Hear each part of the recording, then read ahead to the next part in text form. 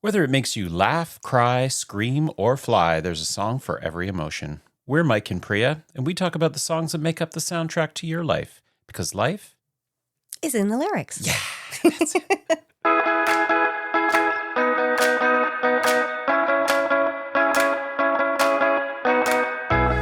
Hey guys, we are back for another episode of Life is in the Lyrics. I'm Priya, and I'm here with my bestie, Mike. Bestie? My bestie, So... Why am I your bestie? All of a Well- sudden, I'm your bestie because you need those fucking fans to be removed out of your goddamn... Oh, we'll get to that. Don't worry. But first, folks, we realized we had a slightly massive oversight in our previous episode where we were talking about what, Mike?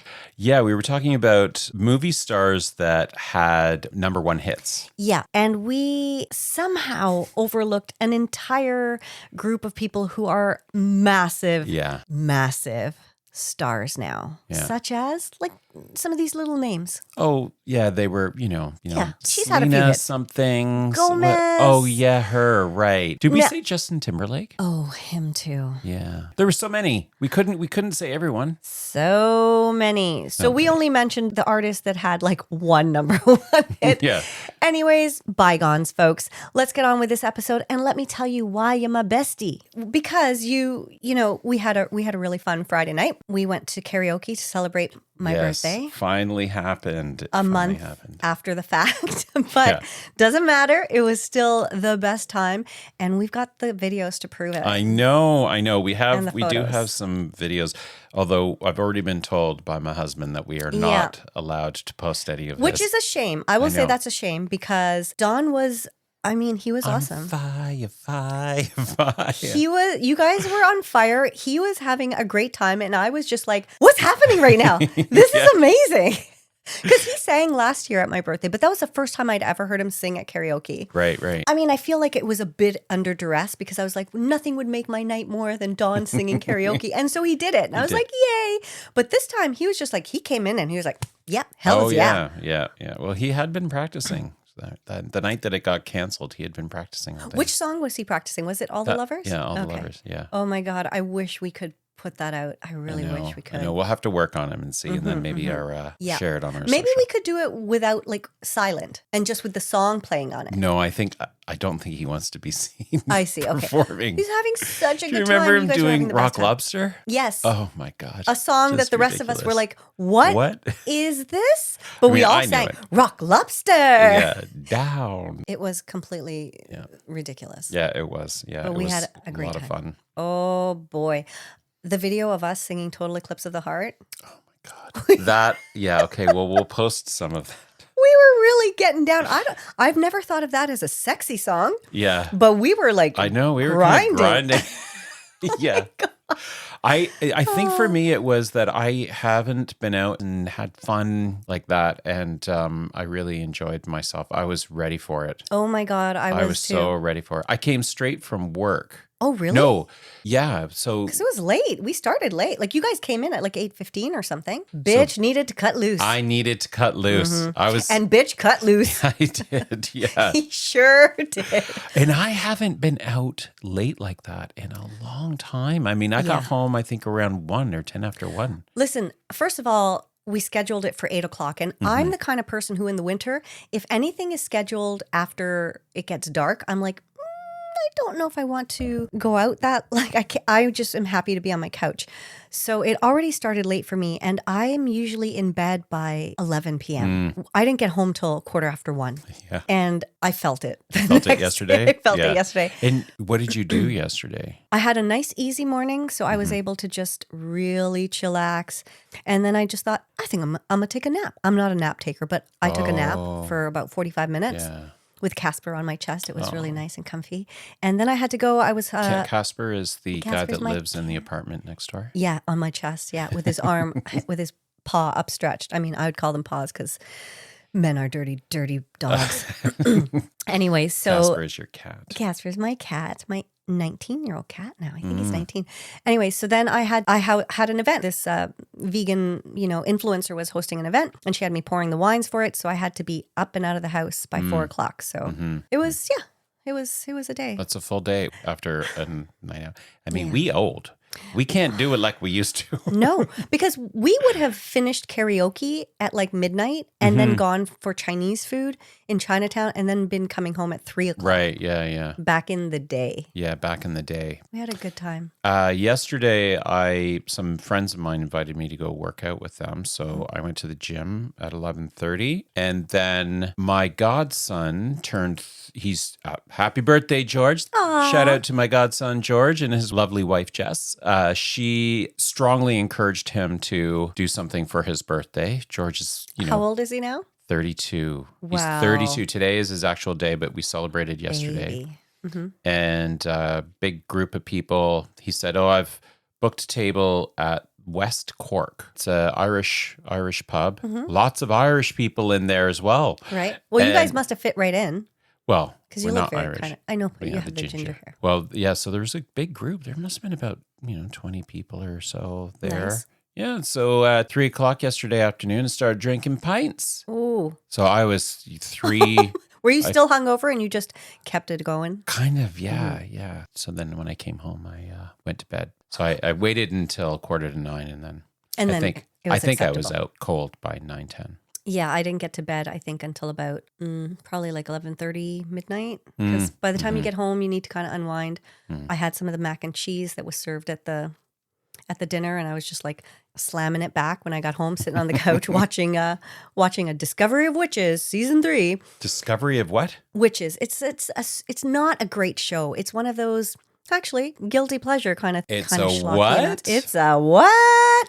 A guilty pleasure? Mhm. Well, that was a great segue. And it wasn't even intentional, but since we The way got you did there, that. what's on the docket today, Mike? Well, today we're going to be talking about guilty pleasures. Say what? Yes, guilty pleasures. And what would you say qualifies as such? Well, I'll tell you, Priya. Please do. That's why I asked the question. Mm-hmm. I'm such a what? You sassy. Have you just met me? It's like in our text know. earlier today. Mike, So- let's just read some of these text messages out because it is pretty hilarious. So he says, what time are you coming over? I said, between 12:30 and 1. He goes, oh, okay. Thought you were coming at 11. Then he sends me a picture of some scones that he made. He says, I made some vegan savory scones. And I said, you better keep one warm for me. And he says, you're welcome, bossy boots. And I said, have you just met me? Just ridiculous. All right, so guilty pleasure, what qualifies as a guilty pleasure, you Yes, said, please. right? Well, a guilty pleasure, as I learned through my intensive research, is something that someone enjoys but might feel embarrassed about if others found out. Right. Mm-hmm. Right. Okay. As I was thinking about this episode, I had a couple of thoughts, and one was, surely there's got to be songs with the title Guilty Pleasures. And of course, there are. I did not even think of doing that. Yes, Chapel Roan actually has a song. Does she really? called I Guilty feel like Pleasures. I probably listened to it because she's in heavy rotation lately for me. It's not Guilty Pleasures, it's Guilty Pleasure. Okay. Yeah. Okay. And Jojo Siwa. Oh my God. Okay. Yep. Yeah. That character. So I thought, okay, well, let's see what these are about. And there are other songs that are titled Guilty Pleasure by indie artists and stuff like that. So I listened to these Chapel Roan and Jojo Siwa, and they're very different songs in terms of their style, but they also have kind of like similarities in their themes. Although Jojo Siwa's song is a little more like, to me, it sounds like she's saying she's the listener's guilty pleasure. So it's more about like, I'm kind of ridiculous and people don't want to admit that they listen to my music and kind of she thing. is. Yeah. That was the way I interpreted the song. Whereas Chapel Roan, it sounded like she was a guilty pleasure in terms of a lover of somebody. Okay.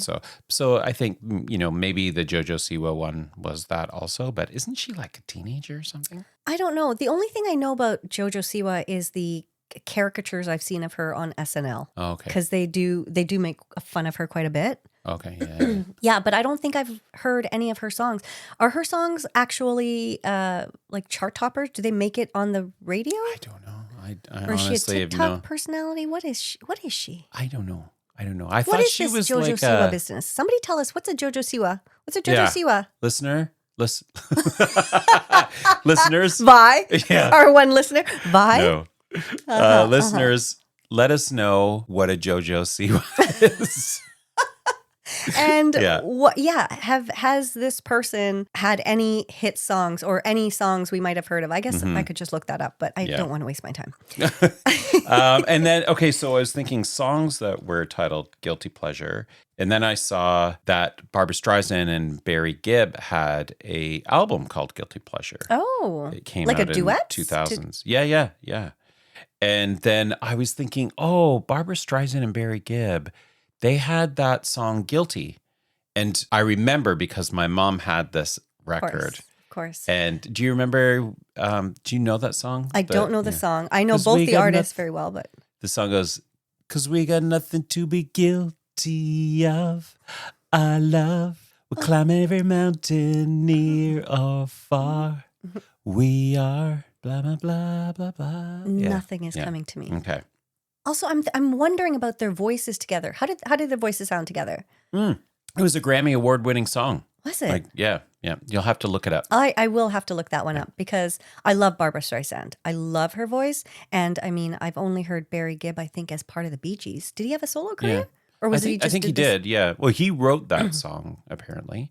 Okay. But the album is called Guilty, and that song won, I think, Song of the Year duo or something like that. Slight tangent as I cleared my throat. You are not going to cut out the bit where I read about you having phlegm in the morning, okay? Don't you dare cut that out. I'm cutting that out. Don't you dare cut that out. That's reality. That's real life. Gross. People don't need to know that. It's a natural. Everybody has it in the morning. But why?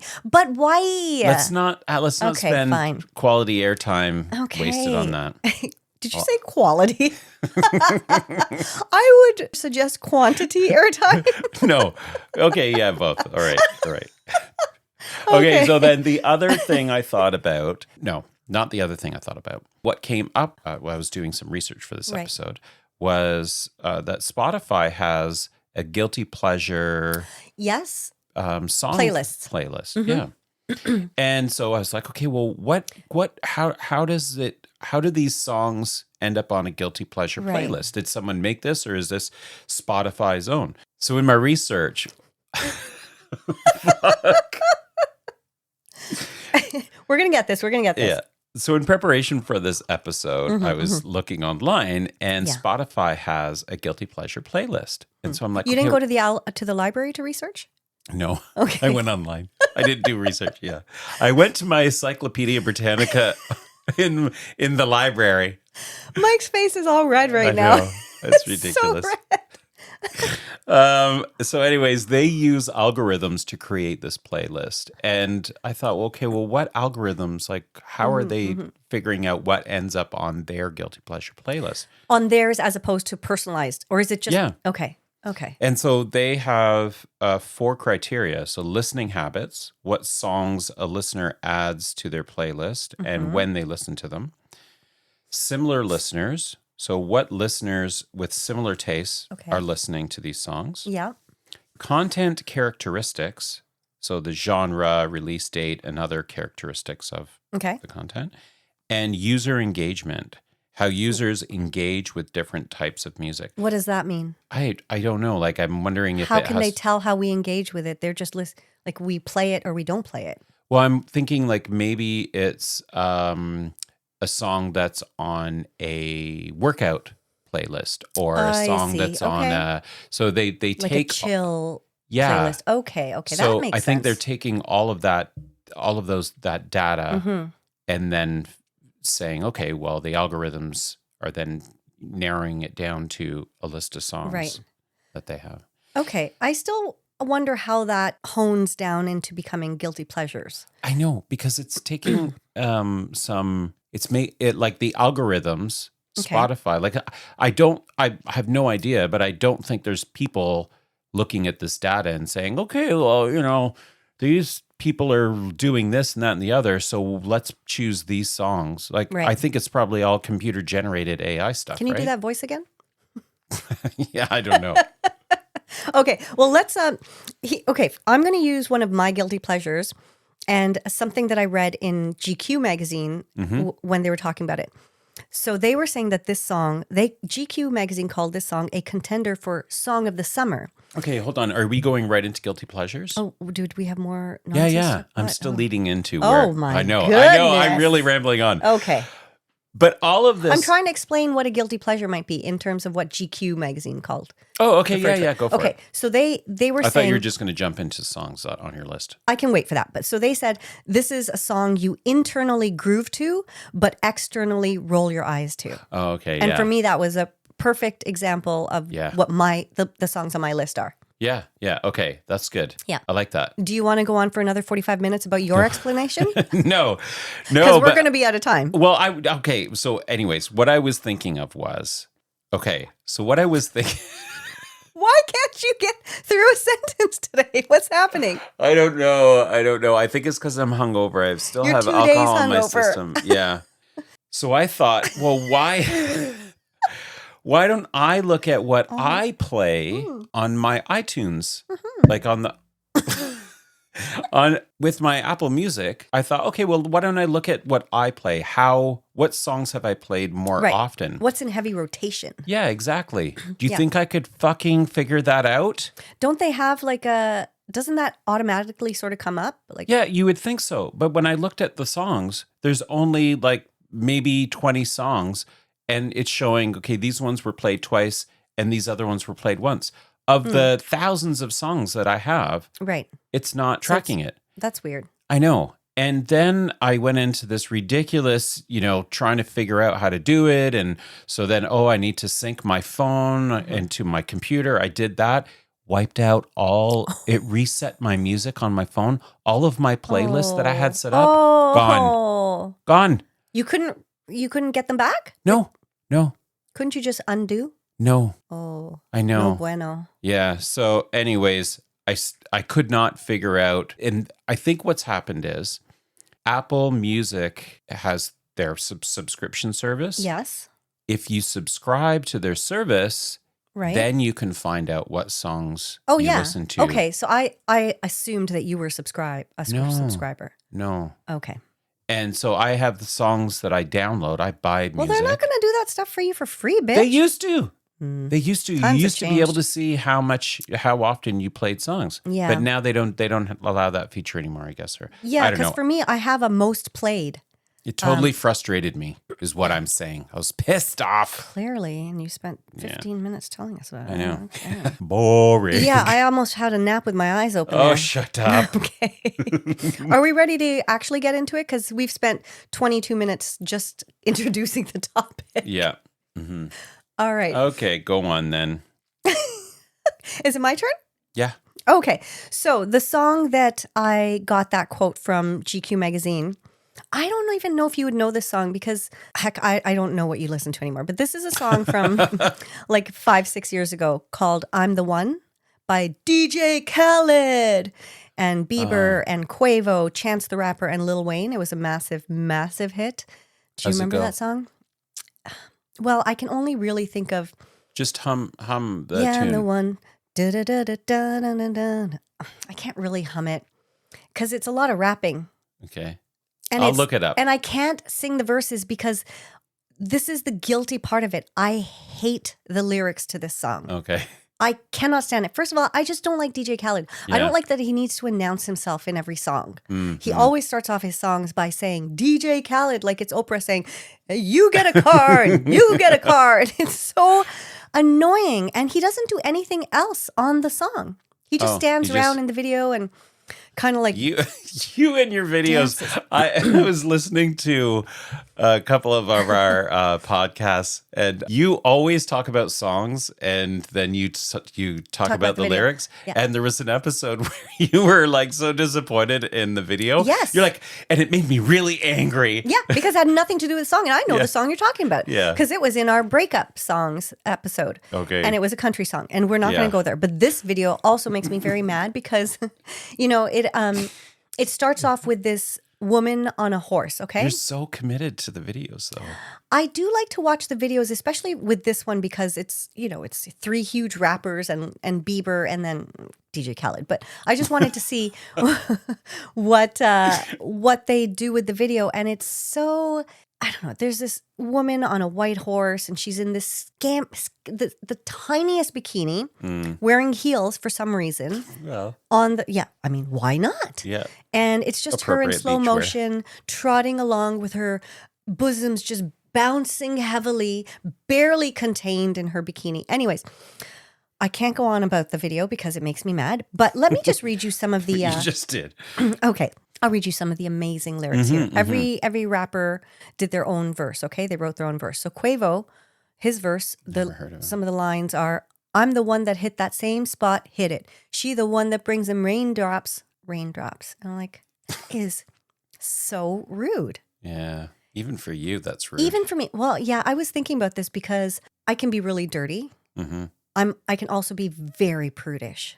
Yeah.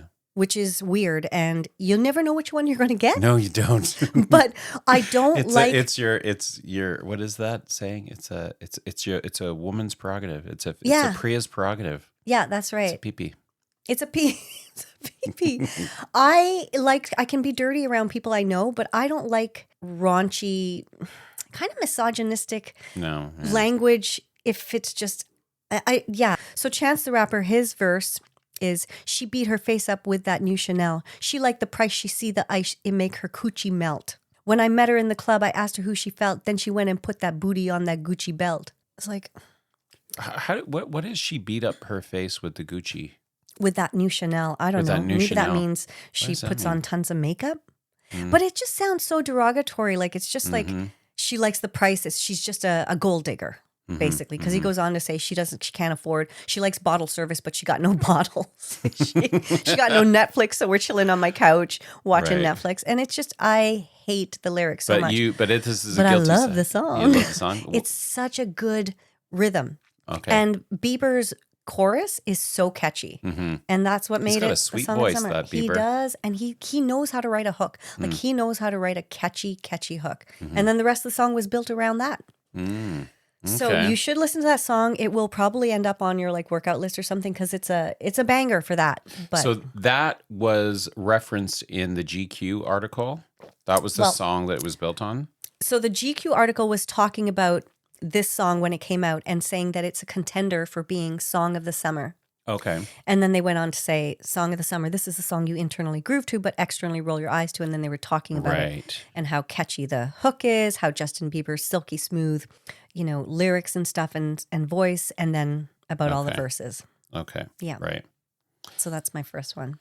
So in a couple of episodes when you've referenced songs, especially with rap, you've brought up your discomfort with misogynistic lyrics. Yeah. And you know what? Again, and we've talked about this, how we don't really understand the rap culture. Yeah. Because I can only say how I experience it. And so for me, it does feel very, it feels kind of misogynistic. And I know there have been lots of people, she would talk about this, with different rappers and stuff who came on her show about like, why do you have to use the N-word?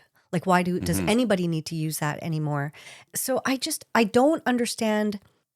Let me not say I don't understand because I don't, but I don't understand. And therefore I find it difficult to appreciate lyrics that are crass and that seem insulting or, like especially misogynistic. Like when they say bitch a lot and bitch and hoe and this and that, I don't understand it. And I don't understand why women like it. So that's a tough one for me. So, and that made it really tough with this song because I love the melody. I love the beat. Like I could, if I didn't have to listen to the lyrics, if the lyrics were in Spanish or something and I could just listen to the song, I would love this song. And I do love it, but it's hard for me to appreciate it. Are there other genres of music? Like are there maybe some country music songs that have lyrics that are in that misogynistic?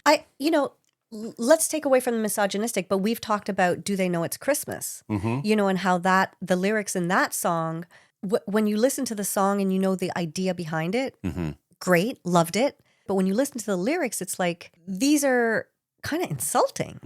So I guess that's more of it to me. Like I find it hard to appreciate a song if I find the lyrics insulting to any group or problematic. Yeah.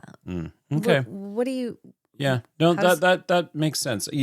There's got to be other genres that have lyrics that are not just problematic, but I would think misogynistic lyrics aren't exclusive to rap. Like No. hard metal maybe might have some, Yeah, maybe. But that's, again, another genre that I don't you really listen expose to, myself yeah. to so much. Yeah. Okay. So, yeah. Well, I just thought it was interesting because that has come up a few times as we've been talking about certain songs, primarily with rap, and just I was curious as to if there were other genres that you'd come across that also have similar lyrics, and if you have a different response, because there's the lyrics themselves, and then sometimes it's like with the guilty pleasure, like you said, this song is really good to groove to. The music can. Definitely. Like, what's that song with Eminem with Rihanna? Yes. Love the Way You Lie. Yep. I was just thinking of that song. Yeah. But that song, that's such a great song, though. It's a great song. And then when you listen to some of the lyrics, it's about, an abusive relationship. But I think they're trying to make a point with it. Yeah. But also, that's a challenging song because it's like, I love the way. It's almost like they enjoy that. Their relationship is built on. Yeah. That song isn't on my list of Okay. guilty pleasures. All right. Well, just read off some of the names maybe, and then let's get into a couple of these. Yeah. Okay. Well, I kind of, as I was thinking about, as I went, I was trying to figure out, okay, well, what are my guilty pleasures? I initially thought, okay, well, I sat thinking, okay, what am I actually kind of embarrassed? What would I be embarrassed to admit? Right. So in genres of music, I will admit Christian pop music is a guilty pleasure of mine. My It is. God, praise Jesus. Yeah. I am shocked. No, it is. Yeah, there's some really good. Wait, when did you get into this, and how did you even fall down that rabbit hole? Yeah, well, this was before I moved to Toronto, actually. Okay. I was going to this. You used to go to church fairly regularly, right? Yeah, I went to this church. I went to this Mennonite Brethren church. And it was a very, they were a very modern kind of church, very young congregation. So the church started out in the kind of rural parts of Niagara, and it just kept growing and growing. They had like this amazing band. They had like huge audio visuals. It was a very welcoming church. And a friend had introduced me to it. And at the time, I was going through a transition. I had recently come out or admitted to myself that I was gay. And I'd been living in St. Catharines, and I had this, life that I had established. But it was disconnected. I felt like there were things missing in my life. So I was trying to figure out what those missing things were. And this friend invited me to church. I went to church, and I really felt community there. And the people, I honestly can't say enough about how wonderful they were to, have as friends and people in my life.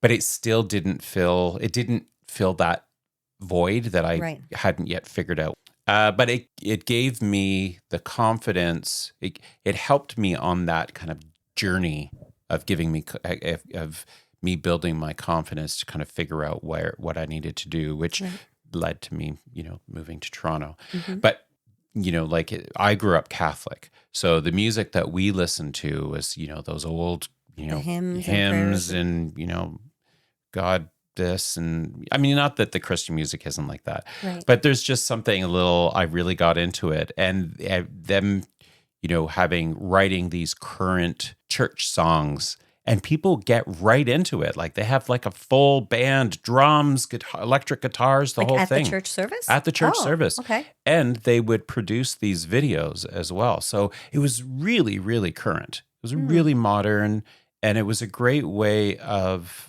connecting people to what they were preaching and making it feel more relevant. Okay. So that's how I got into the Christian. And you still listen to it? Not as much as I used to, but there's some music there. Well, that is interesting. Why do you call it a guilty pleasure, though? Well, because are you embarrassed to admit that? Yeah, I am. And now that I've said it. There is a part of me that feels a bit not ashamed, but I guess ashamed. is the word. Because I'm not an atheist, but I'm probably more agnostic. Mm-hmm. And my mom's gonna kill me. Uh-oh. But there's, I don't know. It's just kind of weird being into Christian, pop music and not really believing. Right. in- Okay. Yes. So That it's that part makes sense. That part, and it's also it can be very schmaltzy. Right. Well, a lot of the songs we listen to can be very schmaltzy. I want to play a song for you. Okay. And so I'm going to pause the recording so that we Okay. don't get into liability issues.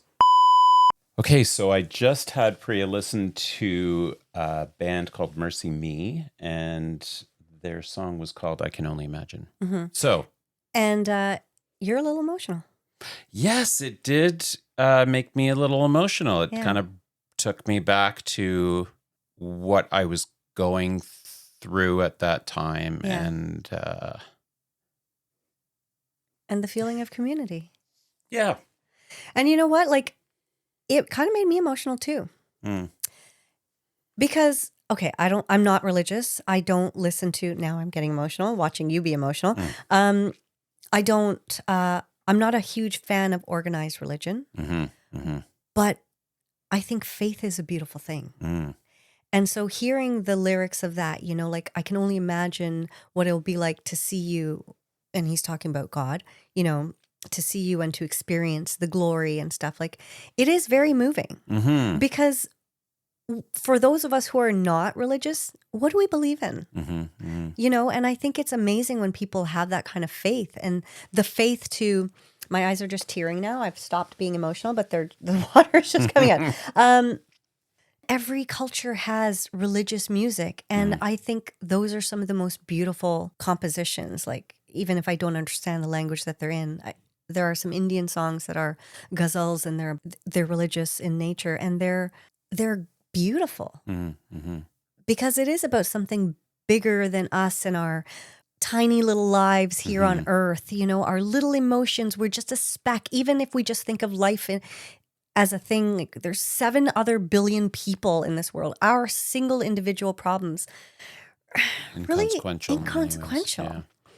So I see what you mean by it, and it's kind of a shame that that you have to think of it as a guilty pleasure. I understand why you think of that, but I actually think it's quite moving to see how much you were moved by the song. Yeah. Yes, it definitely took me back to some days before I moved to Toronto. And do you miss it?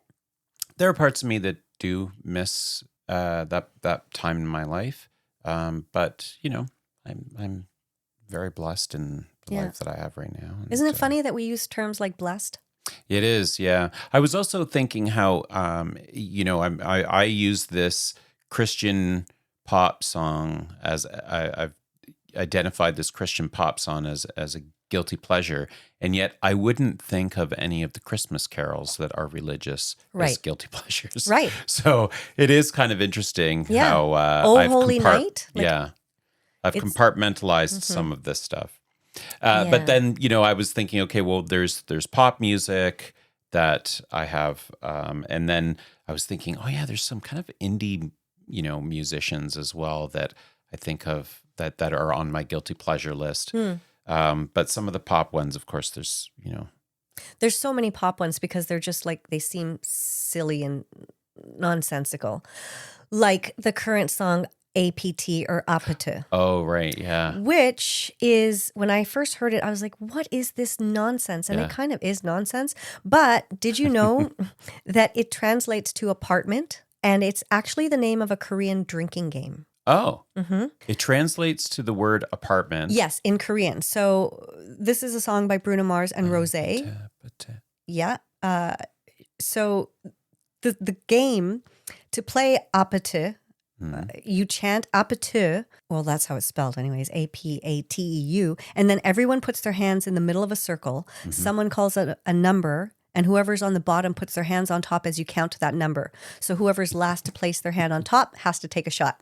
Okay. I feel like we're going to have to play this game. We should have done that the other night because we were at a Korean karaoke bar. Yeah, so. and we sang the song before you guys got there. Oh, did you really? Yes, we did. Oh, that's hilarious. It's a ridiculous song. The lyrics are completely, I don't know, I don't get them. They don't make any sense, but it's so catchy. It is, yeah.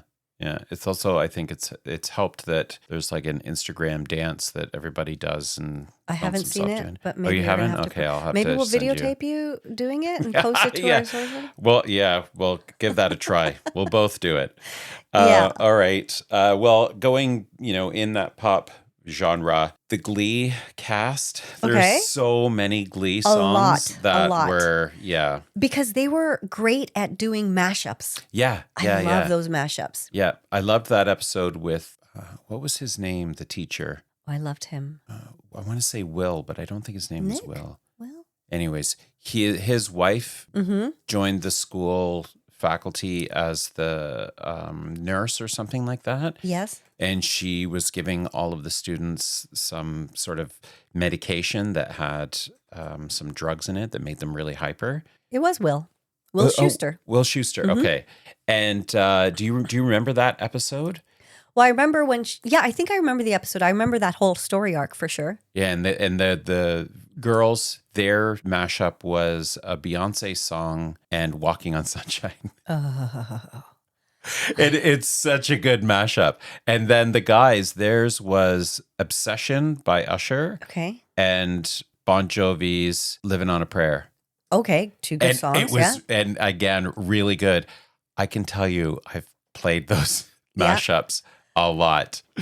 Again, like, why is that guilty? I know, because I guess in a way it's guilty because, well, first of all, pop music.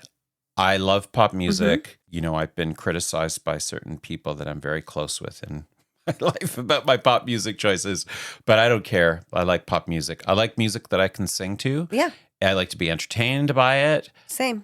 So, and pop music is great for that. If pop music is a guilty pleasure, then I listen to one big damn guilty pleasure every day of my life. But the Glee cast is that is a different kind of layer. It's not like their music. No. It's more like Broadway versions of songs and very kind of schmaltzy, I guess, in a way. That show was so ridiculous, especially the first couple of episodes, the first couple of seasons. They were so funny.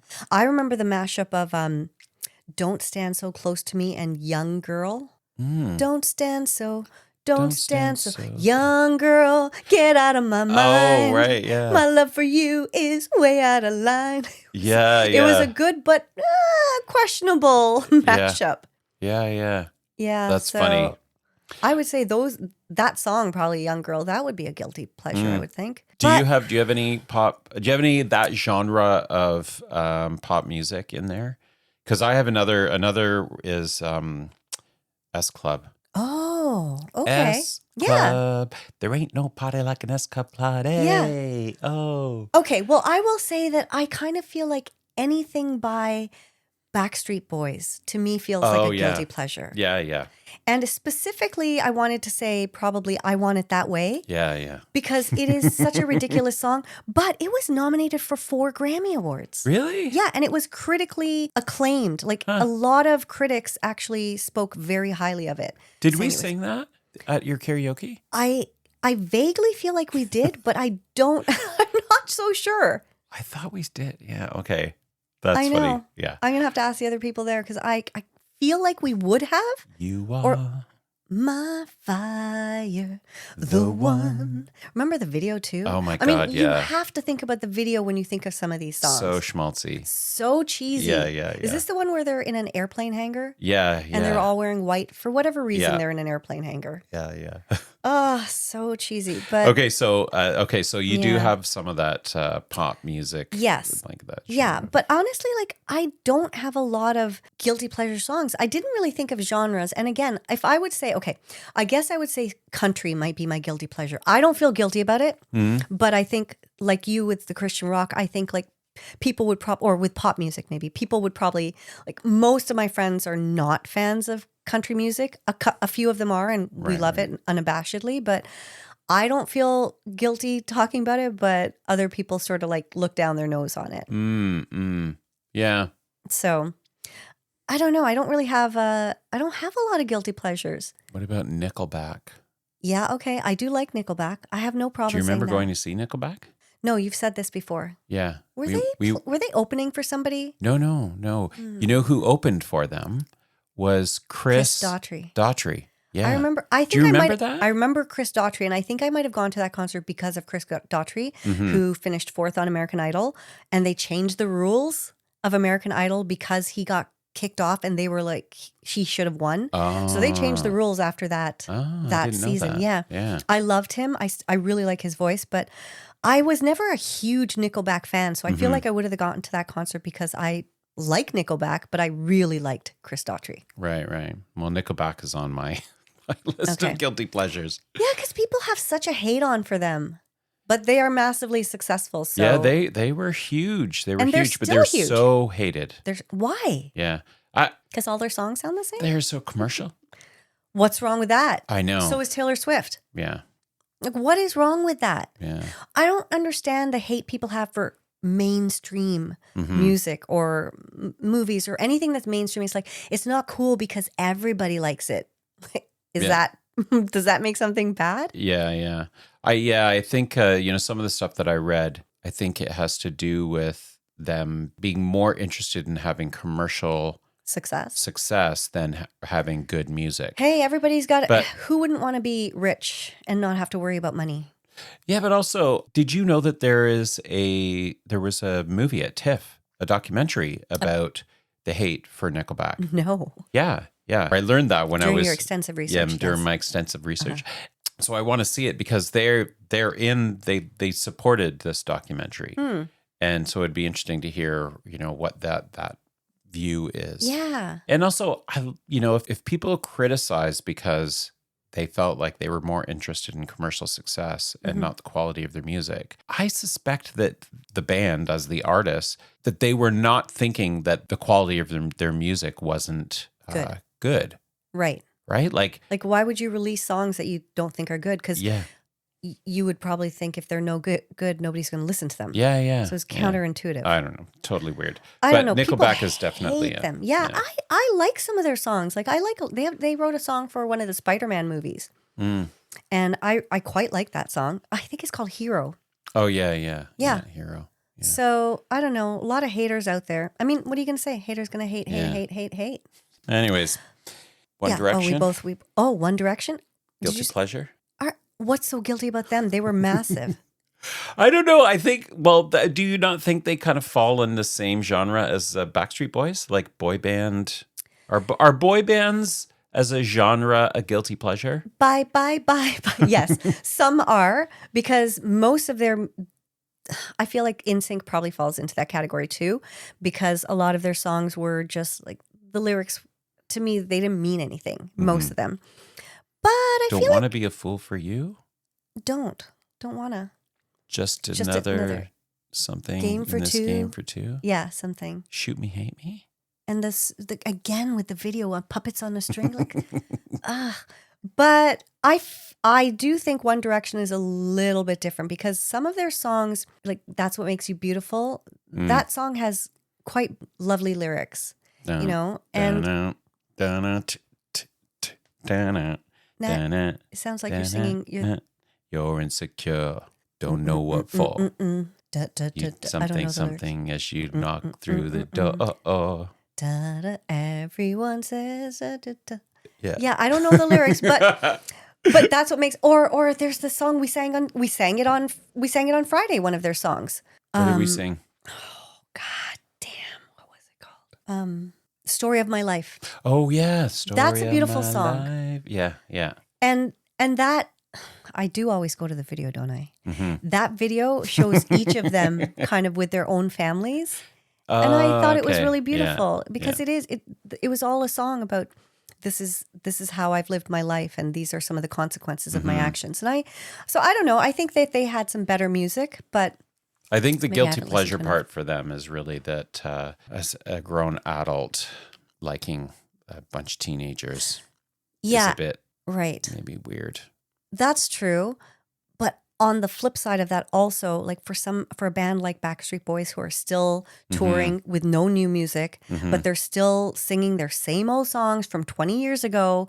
What does that feel like to sing songs that they were known for when they were in their early 20s and now they're grown-ass men with their 15, 16-year-old kids singing, I want it that away. Like, what does that feel like? Yeah. I will say, like, I don't have a lot of guilty pleasures. I'm going to name this one artist, though, or this song, Espresso. When that song came out this Sabrina summer, Carpenter. I immediately took a dislike to it. Is that the think about me? Yeah. Now he's thinking about me every night. Oh, is that so sweet? I guess so. But I grew to really like it because the lyrics are quite catchy and they're fun and they're flirty. They're cheeky. She says, say you can't sleep. Baby, I know that's that me espresso. It's like, I'm like a shot of espresso. I keep you up all night, baby. She has a really tongue-in-cheek quality to her lyrics, to most of her lyrics, which I now gravitate towards. And now she's one of my favorite artists. Oh, very good. Yeah. She says, I can't relate to desperation. My give a fucks are on vacation. That's cute. That's cute. Yeah. I like that you did that. I did a little bit of snaps. Yeah. She is super fun. And I don't know if you watched her performance on the Grammys. She's just super quirky and cute. She's 5 feet tall. That's it. Yeah, she's very tiny. And in her concert, she's sort of notorious for doing citizen arrests. Oh. So she'll arrest like a celebrity in the audience. Like, I have to arrest you. You're too hot. And it's just such a cute thing to do. Yeah. So I really dig that she has a real personality and a real sense of humor in her music. So, but that's it for my guilty pleasures. I don't know. She was like a big deal this summer. Yeah, and the thing is, she again started out on Disney or one of those shows. Yeah, she's been around for like 20 years. Really, Priya? Yes. Why are you saying it like that? Why I'm gushing now a little bit, but in my extensive research, no.